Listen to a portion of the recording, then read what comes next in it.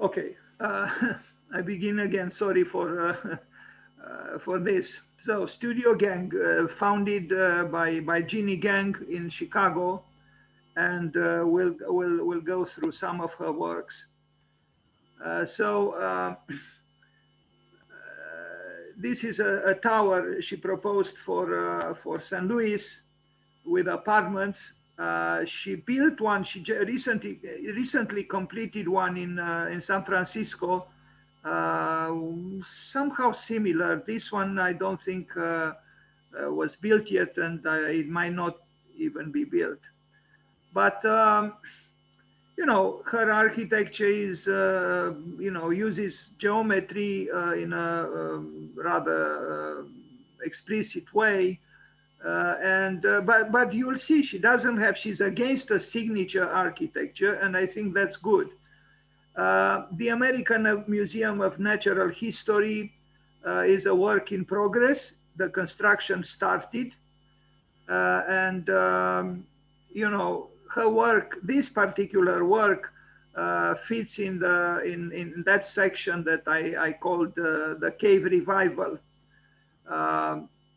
A certain part of the building will look like this: the central part, the public part, the atrium. So she has very large works now in construction, and for a single woman to achieve, I don't know if she's single any longer, but when she ran her office for a certain number of years alone, and she achieved a lot of attention after she completed the Agua Tower in Chicago, which you are going to see. But this project, this building, is in New York City, the Museum of Natural History. She's an interesting architect, and she's interested also in social issues, and she's also interested in ornament, but in a discrete way. Essentially, she's a modern architect. She received training at Harvard. She worked for Rem Koolhaas, and then she returned to Chicago and began to, I think she began her practice.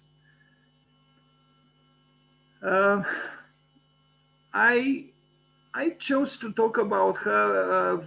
I could have talked about Lina Bobardi or Benedetta Tagliabue. I wanted to talk about a woman architect, and I chose her. I could have chosen another one. I still think there is some discrimination in the world against women, and that's why I thought it would be a good day to talk about a woman architect. It was so difficult, it took so many years for women to be able to assert themselves in this field. I saw pictures with the studio of Otto Wagner, at the beginning of the 20th century, only males. There was no woman. There was a brilliant woman architect in the office of Frank Lloyd Wright, who was abused by Frank Lloyd Wright. She was the best draftsperson he had.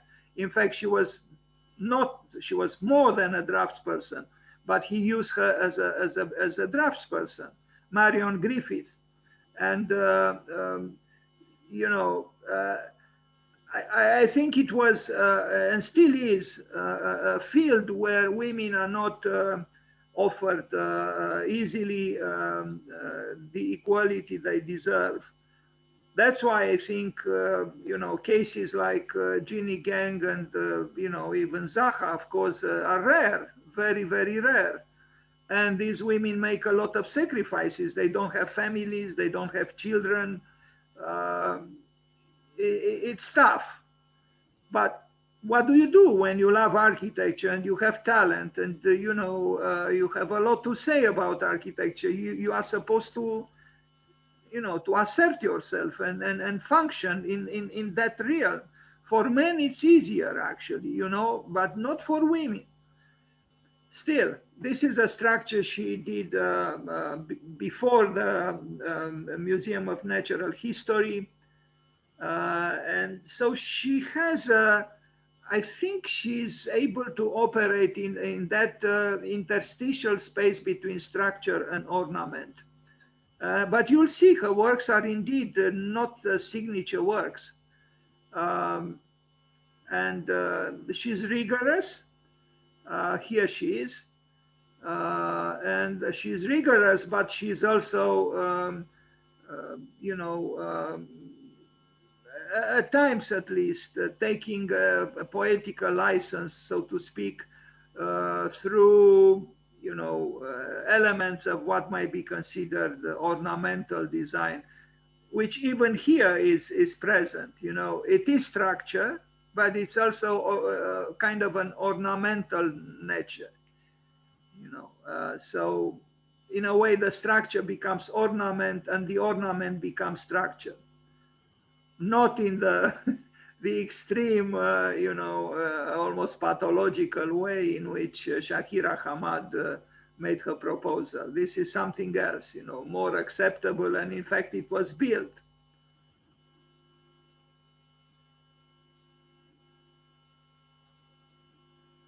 It might be, I don't know, I'm not a seer, but it might be she will receive soon the Pritzker Prize. That's what some people expect. The Agua Tower, which brought her a lot of attention. Well, about this project, she had to deal with a building that was already designed.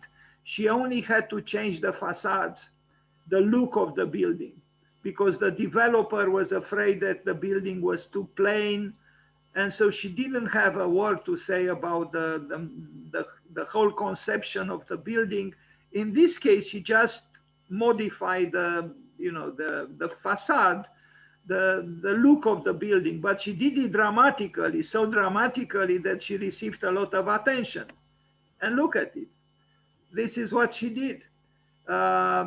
You know, she played with the balconies, but she played with the balconies in this way that contradicted in a way what was behind the balconies, you know, a regular prismatic Cartesian building.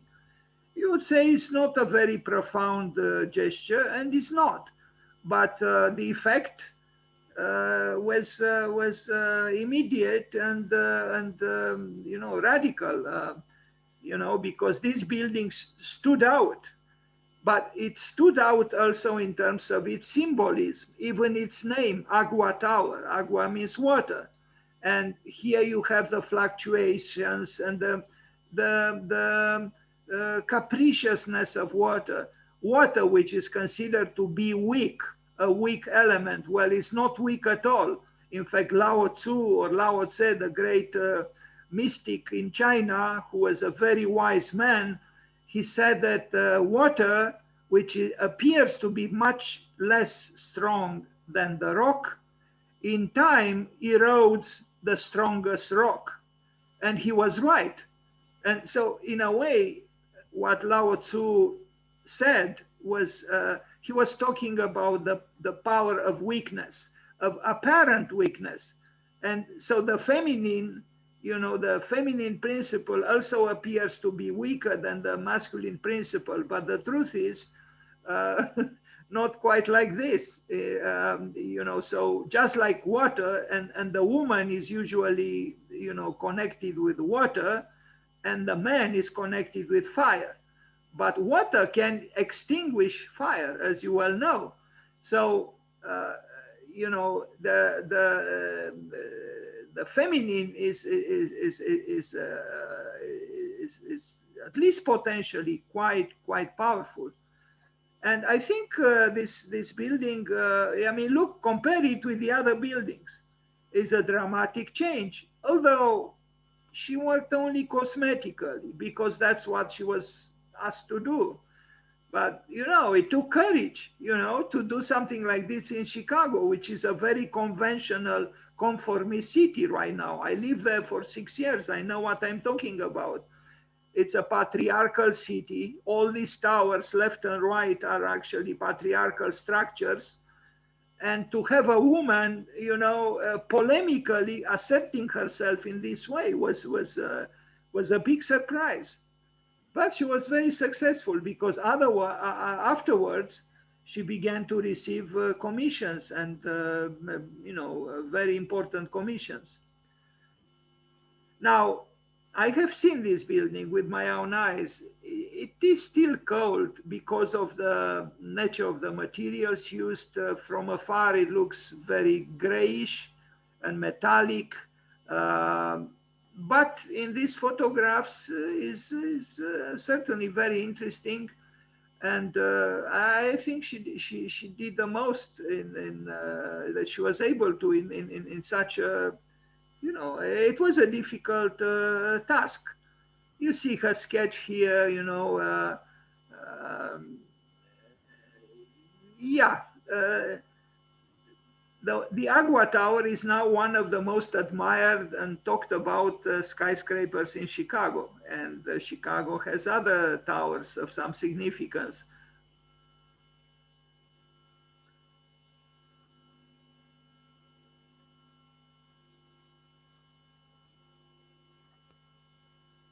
I invited her to enter the Zoom the Zoom platform on the, I think on the summer solstice, the day of the summer solstice, and she didn't respond to my email. Although we exchanged some emails, and then after the presentation, I discovered that she did write to me, but I didn't check my email during the presentation, asking me if the presentation was still on. I think she was interested to participate.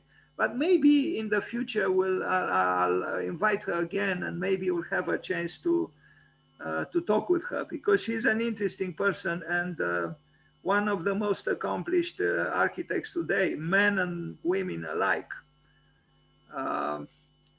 Anyway,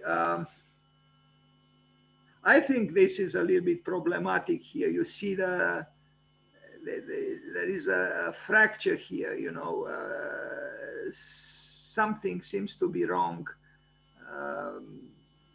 You realize in that particular place that the building is actually Cartesian, and then that the balconies are just, almost added to a structure that is very different. But I still think she did something interesting. And yeah, you see, she designed, this almost second skin.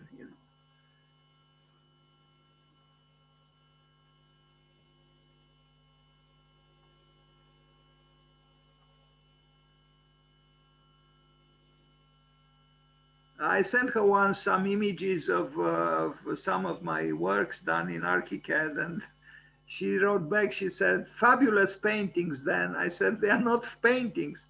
They are done with ArchiCAD. They are supposed to be buildings." But to her, they look like paintings, although they were not paintings at all. Plus, ArchiCAD, as you know, works with architectural elements, walls, roofs, slabs, and so on. Talking about slabs, here there are the workers working on them. Anyway, it moves me, such images where you have a lot of people, working to bring to life the vision of someone, because yes, architecture is a collective effort, and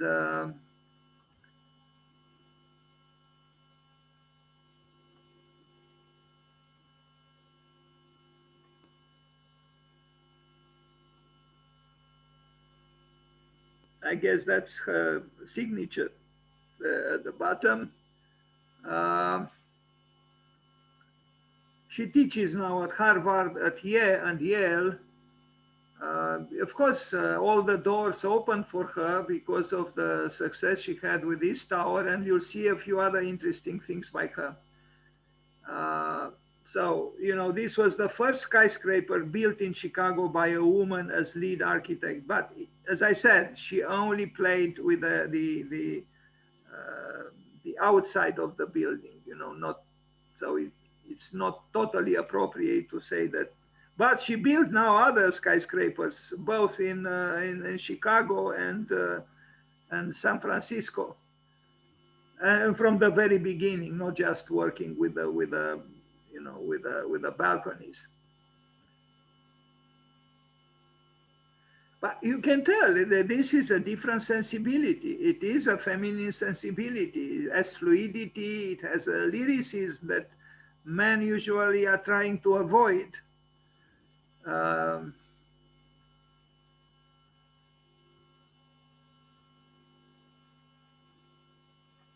So we have two systems here, if I can use the word system. The one within, the male, and the one out or outside, the female. And, we can talk about this. There are two different ways of being in the world, not just designing or drawing. Now, this is it's an announcement about, these are very expensive apartments in all these buildings, they sell through Christie's and so on, the iconic of 2.8 million and so on. These are for gods, not for, to me, it is depressing actually, but she also has social concerns. And I hope she will build also social housing, not just these glamorous, buildings for yuppies. Frank Gehry in New York. Now, I wanted to show this building by Gehry because, there is a certain similarity, although there are also differences between what Gehry did and what Jeanne Gang did. So there is a trend now, it's not, incredibly, original. There is a trend to bring fluidity in and to problematize Cartesian, mentalities, so to speak, and forms with something else. So I would call it the return of the repressed. And the repressed was, and to an extent still is, the feminine. That's why also the ornament is coming back, because the ornament was also repressed. And so these fluidities, they do assert the return of what was for a long time, forbidden. Or a form of sensibility that needs to assert itself again, and it does. So again, this is not Jeanne Gang, it's Frank Gehry.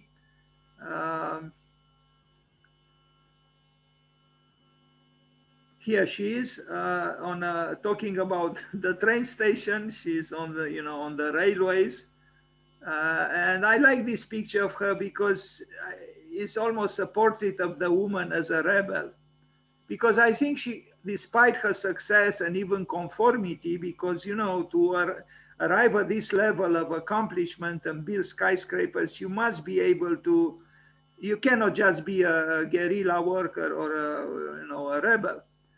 But in this picture, she's shown, I think, as a woman who has if not a liking, but an understanding of the other side, even the way, she's portrayed, with this, this rather desolate landscape. Anyway, here she is in a school, by having no children. She's dedicating some life for some time for, social activities and educational activities in the school. I guess she's in her office here.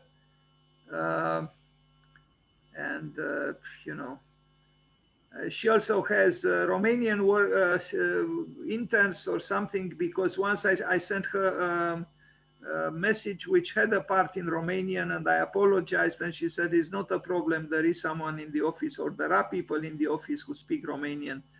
Now, this is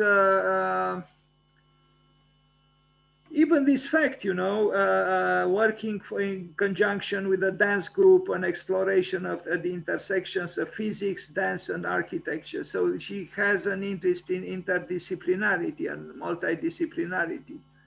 at least the level, this level in a school. Um, so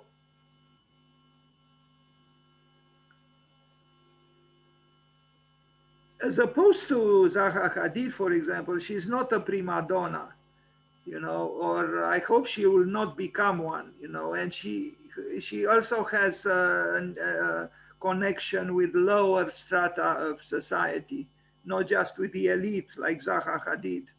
Now here we see, because she competed with other architects for a building for that film director of Star Wars, George Lucas, and the building on the left is hers, on the right is by Med architects from China. And I think we'll arrive at their project.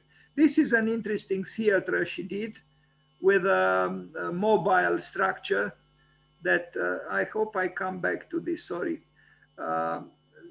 Sorry, this presentation is not as organized as I would have liked it to be, and I apologize. This was a project for an ecological building, institutional building relating to ecology, but it was not built. I don't know what happened to it. It was very publicized, and she was supposed to build it. Now this one was built, the solar carve, and I'm afraid in this presentation I don't have images of it built, but I hope I have a few relevant pictures here. It was her idea that the solar light could carve, just like a sculptor, the prism, the architectonic prism, and it was built like this. You know, she tries to connect with the trajectory of the sun on the sky. I'm not very sure if these are, you know, truly the engines of her forms, because I never really understood very well. But I mean, the intention is good. I just don't know if you know, indeed, you know, light, the solar light acts concretely at these angles at certain times of the day and the year to model the building. But the building was built, and I regret now, this is a presentation I prepared like 2 years ago, and in the meantime it was built. You see, there are, I call them positive erosions. You know, the building, the prism would have come like this, but it is eroded. And this erosion provoked something, you know, rather interesting compared to all the buildings around.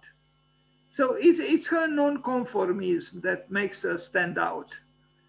So did you know that the best angle for glass to keep a Chicago apartment warmer in the winter and cooler in the summer is 71 degrees? Well, Architect Studio Gang have designed an entire high-rise building based on that optimum angle with solar access and shading as its core concept. Aside from maximizing energy efficiency through passive solar design and being absolutely beautiful, whoever wrote this, the angular surfaces also create a shimmering prismatic effect. Solstice on the park will be aiming for LEED Silver certification with a host of other eco features. Anyway, so this is another building where she worked with these glass panels at 71 degrees. Even here, it's not very clear to me in what way indeed this angle is adding something beneficial, but I am tempted to trust her. Maybe one day we'll have the occasion to ask her. But what I think is important is that she doesn't neglect, she thinks of the sun, she thinks of the relationship between the sun, the sunlight, and the building. And I think this is a positive attempt. And also the effect on the aesthetics of the building are also presumably and hopefully beneficial. Um, okay. But again, you know, these are not apartments for everybody, obviously. Now, this is was a hospital that was proposed by her to complete, to be built above a hospital built by, you know, a former famous Chicago architect, Goldberg. But I understood that building was actually destroyed, the one at the bottom with the cylinders. So hers was also not built. Very sad that they destroyed that building, because, you know, I'm talking about this building. It's sad because it was a good building, but you know, developers do whatever they think is, you know, bringing in more money. That's all they think about, you know, making more money. They don't think about preserving a building that has integrity and is interesting, like this one. Okay, maybe the aesthetics are not those of today, but he was a good architect. And this was the plan of his building a hospital, actually. And Jeanne Gang was supposed to, I mean, she did a project to, you know, develop the building above what Goldberg did. Here is the architect whose building was demolished. And yeah. Now this was a lecture she gave in 2014. I discovered this image on the web. I don't know where she, you know, she gave this lecture. Anyway, this was the title, What Mammals Want. I don't know what mammals want. Maybe she knew or knows mammals. Any of a class of warm-blooded higher vertebrates that nourish their young with milk secreted by mammary glands, have the skin usually more or less covered with hair, and include humans. Yeah. She also participated at the Venice Biennial a few times. For example, at one biennial that I saw, she proposed a structure that would hide within the base of a skyscraper, and then through mobility would come out and create a seating area for a possible stadium or something like this. What you see on the right is that theater that I said had a mobile part, and you see the triangles of the ceiling of the roof opening up at certain times when the weather allowed it. So here is you know, a project for the Academy of Global Citizenship. I don't know. I don't like very much these renderings with the black human silhouettes. You know, they are a little bit ominous. But maybe she wanted to express a certain pessimism about the role of the humans in this world, because I know she's very concerned with birds and animals, and you know, she understands that we cannot continue to, but I don't know, I'm only presuming. I just don't like graphically these you know, human silhouettes that are so black. Anyway,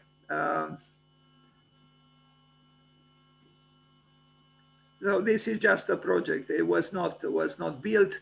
Now here they released the new renderings for the latest Chicago. Is the same one in Chicago, but as far as I know, it was not built.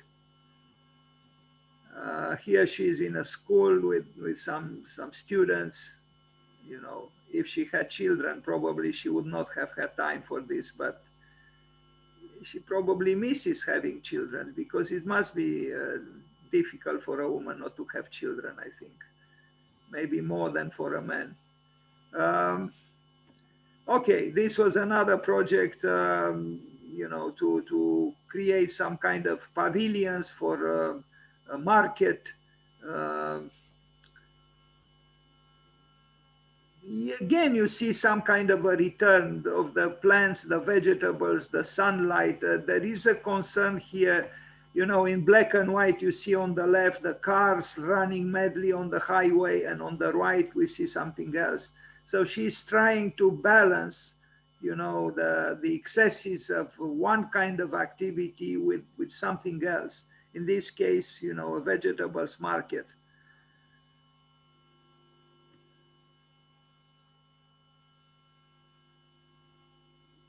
It's also in a certain way some kind of a return of nature, you know, domesticated and exploited still, because, you know, but still nature somehow. Um, no, she has a you know, a rebellious side, I think, and it is this rebellious side. But as Elizabeth Diller said, and I don't really like Elizabeth Diller, but she said with the language that I also don't like very much, maybe something true. She said, you know, the trick is to be outrageous but not offensive. I don't like the word trick, but there is some truth here. You know, how can you be outrageous but not offensive?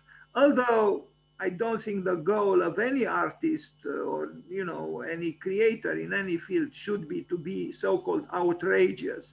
But yes, you normally you would like to arrive at a certain level of creativity and inventiveness. I don't know what this is. You know, one of her other projects and proposals, she made many. This is that theater that I told you about, the origami shaped star-like theater that opens and closes like flower petals. This is an early work, one of her earliest works, and it was built, as you see. Um,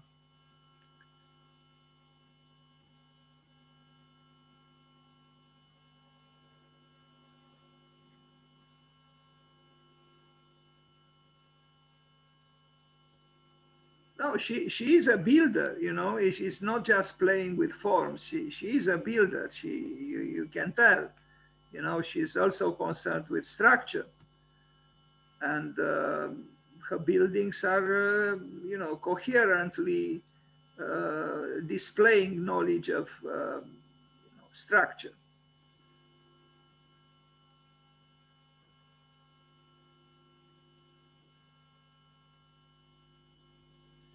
Now this is an I think it's a good project, a boathouse for women who trained you know, as sportives in this sport, in this field, and you'll see there are interesting things happening here in this building. Uh, you know, it's a sports facility, but besides its utilitarian side, as architecture, I think is well done and has interesting parts. I hope I have images with the ceiling, in particular with the roof. This is the plan. It's close to the river, and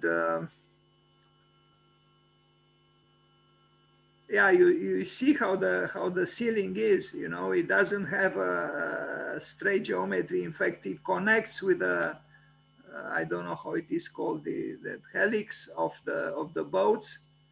Um, so he connected architecturally with an element of the, you know, the predominant object, if I can call it so. I guess I can, used in these spaces. Even here, there is this play with the roofs, with you know, sloping in opposite directions.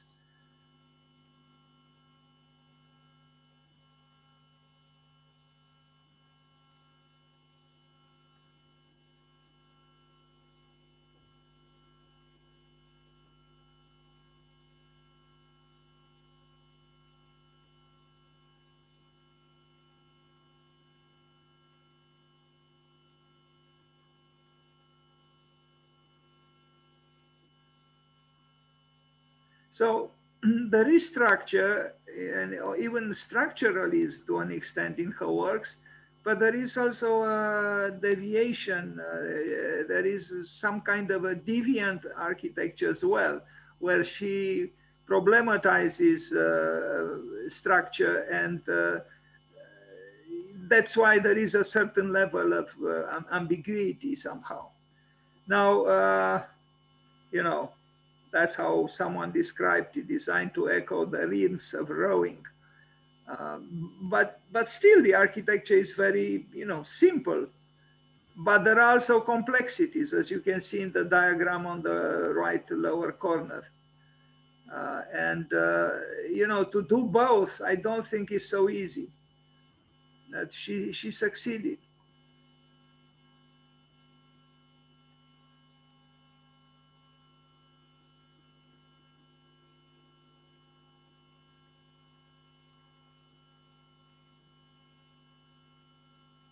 I did a terrible thing about a year and a half ago.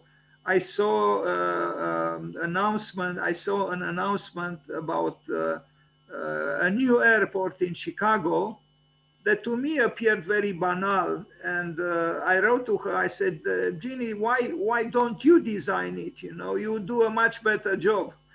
And actually, it was designed by her, but I didn't know. Actually, the airport in itself, again, this it is unbelievable. Please forgive me. I don't know what to do with these telephones.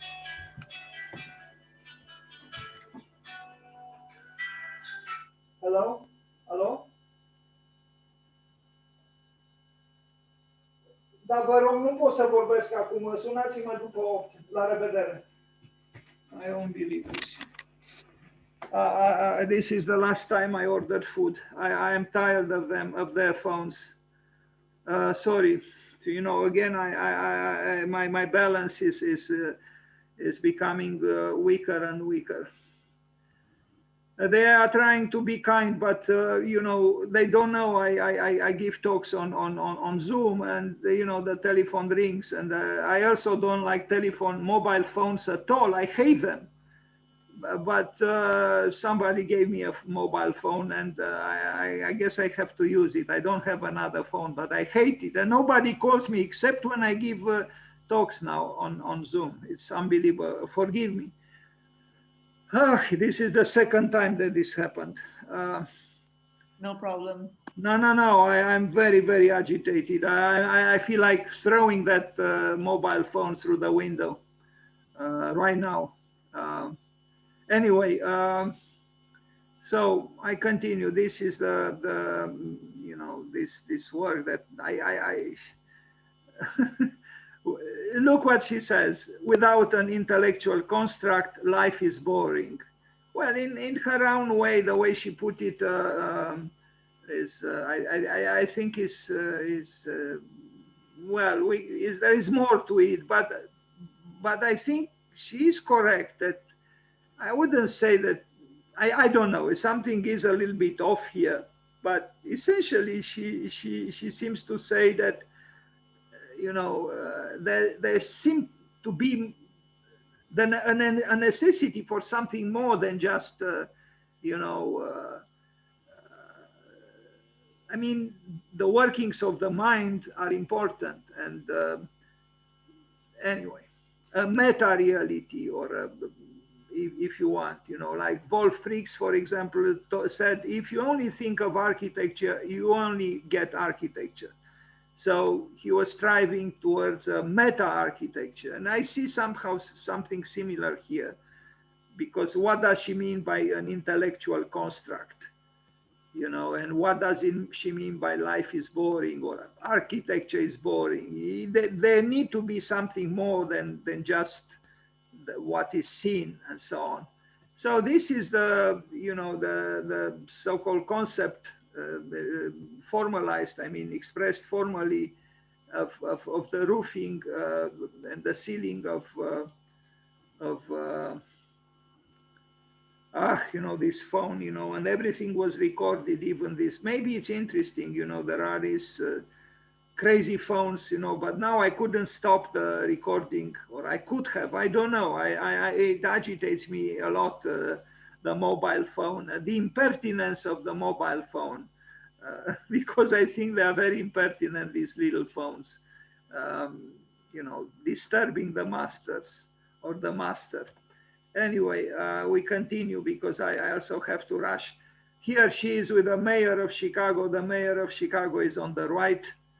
And I don't know. Anyway, the opening of the building, cutting the red ribbon, and the river waiting for the boats. And who said life is not interesting? I guess this is her office. Um, Here she is giving a lecture. If you look at her hand, you realize that she's not a sensualist, and I think she's a woman who also knew something about suffering. I mean, just looking at her hands, these are not the hands of, I mean, if I am to compare her hand with the hand of Zaha Hadid, who painted one nail in blue and another nail in yellow, this is a different kind of woman, a hardworking woman who, and I know her family was, her mother was a seamstress, a tailor. She was working with fabrics, and her father an engineer. So kind of interesting, particularly her mother, I think, working with sewing. I don't know. I like sewing, and I think I don't know, having a parent who does that is potentially very interesting in your formation as a child.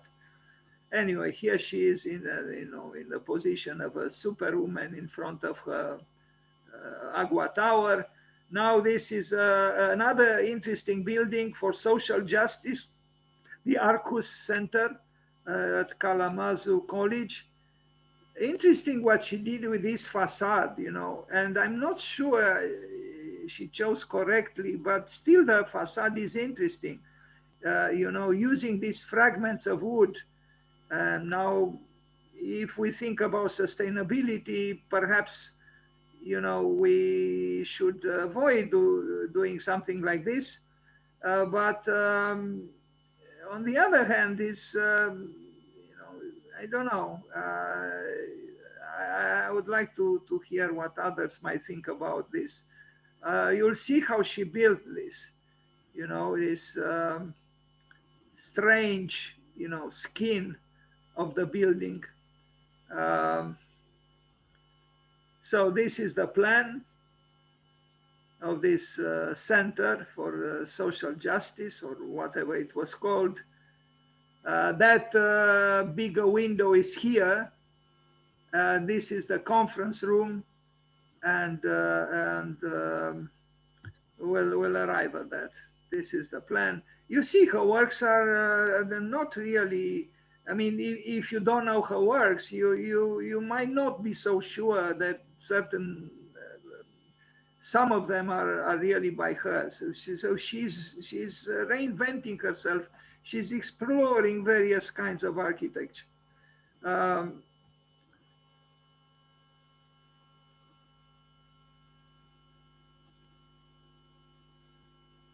Well, these are institutional, structures or buildings, with, public spaces. I wouldn't say they are particularly, original or striking, but, they function. What is intriguing is this facade, which she did with these fragments of wood. And inclusion, openness, and dialogue. Yeah, this is a good, desideratum, inclusion, openness, and dialogue. I don't know exactly. Well, maybe these pieces of wood. You see how they did it. There was a lot of work because this is just the skin, the fascia of the building, and some people work hard. I'm not so sure, about this usage of so much wood. To me, it doesn't seem to be, very, sustainable gesture. But who knows, maybe that wood was, although this is solid wood, I see, it's not, and it doesn't look it was discarded or anything. Um, I showed yesterday or 2 days before a building in New York where the whole building was ornated with deformed, crushed, Pepsi cans or Coca-Cola cans, or like 17,000 of them. A very interesting thing. Now that is different from here. Here you used a lot of wood to do this, and wood means cut down trees. And anyway, um, I have some reservations about this, but aesthetically is an interesting work, I think. And I still don't know, maybe she wanted to do this in order to connect with the trees outside, but it's still a sacrificed tree. Uh, Model for the slit window, uh, which brings light into the conference room.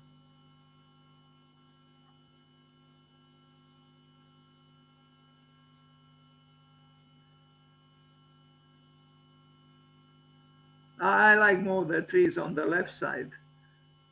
But yeah, there is tension between the human being and nature, unfortunately. Anyway, we move forward. Um, what time is it, Dalian? I don't want you to, Yeah, it's 12:44 here. Sorry, it's 12:34. I would like to leave soon. Okay, I'll try to end it. We should approach the ending. Um, so the proud architecture elevates the act of convening for social justice. Okay, I don't know about the word proud, but uh, okay. So during the construction, um, it looks interesting during the construction, somehow more interesting than the accomplished. Now, this was her first work when she moved to Chicago, returning from Rotterdam, I think, completed in 1998. She did a staircase for the lady in the house where she rented a room or something. I think it's very well done, this staircase. And the woman who rented her a room said, I knew that she was an architect, maybe a good architect from this very thing that she did there. Anyway, another tower that she proposed, and it was actually built. Here you only see the project.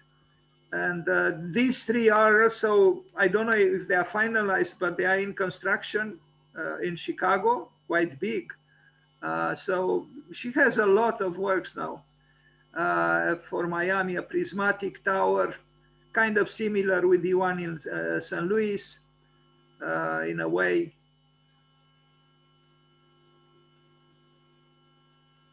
And I think this is the last picture. Thank you very much.